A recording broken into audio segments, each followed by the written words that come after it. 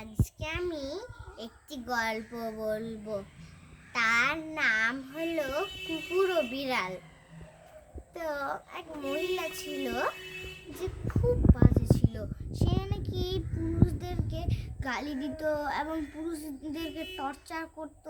আর সব মহিলারা যদি সুন্দর মডেল ড্রেস পরলে নাকি তাদেরকে হিংসা করে বলতো যে এরকম ড্রেস পরতে নেই, এরকম করে নাকি বলতো। সবার সঙ্গে নাকি খারাপ আচরণ করতো, ব্যাংক থেকে টাকা চুরি করে নিত। তো একদিন অনেক বুড়ি হয়ে গেল। তো সে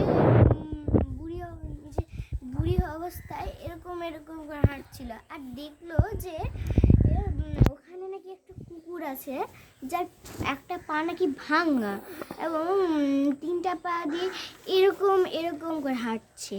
তো তার খুব বেশ মজা লাগলো, কারণ যে কুকুরটার একটা পা নেই এবং সে তৃষ্ণায় পিপাসায় একদম খুব শুকিয়ে গেছিল কুকুরটা। তাই সে একটা দড়ি দিয়ে তার জুতাটা বাঁধলো এবং একটা কুয়ো দিয়ে জলটা উঠিয়ে সেই কুকুরটার তৃষ্ণা মিটালো। এবং সেই মুহূর্তেই একটা তীর কুকুরের দিকে আসছিল।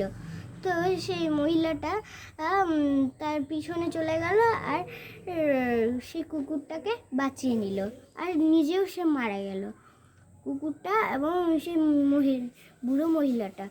তো মারা যাওয়ার ফলে সে একটা শয়তানের কাছে গেল। শয়তানের কাছে গিয়ে দেখলো যে শয়তানের দুটো হাতে নাকি একটা হাতে জান্নাত আছে আর একটা হাতে জাহান্নাম আছে। তো মহিলাটা এত খারাপ হয়েও একটা কুকুরকে প্রাণ বাঁচিয়েছে, তার জন্য সে জান্নাতে চলে গেল। আর আবার আমরা আর একটা গল্প শুনছি, সেটি হলো বিড়াল। তো আর একটা মহিলা ছিল, অন্য শহরে থাকতো।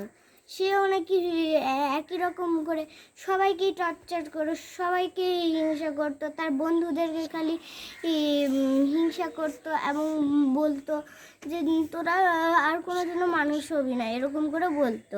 এবং একটা বিড়ালকে সে একটা বাড়ি ঘরে আটকিয়ে রেখে তাদেরকে মারতো, শুধু মারতো আর টর্চার করতো বিড়ালটিকে। আর বিড়ালটিকে টর্চার করার ফলে বিড়ালটি একদিন ক্ষুধার্ত হয়ে মারা গেল। মারা যাওয়ার ফলে সেই মহিলাটিও মারা গেল। তো মারা যাওয়ার ফলে তারা বিড়ালটি পেয়ে গেল জান্নাত এবং সেই মহিলাটি পেয়ে গেল জাহান্নাম। আর আমরা এই গল্পটা থেকে নীতিটা হলো, ভালো কাজ করলেই আমরা পেয়ে যেতে পারি জান্নাত।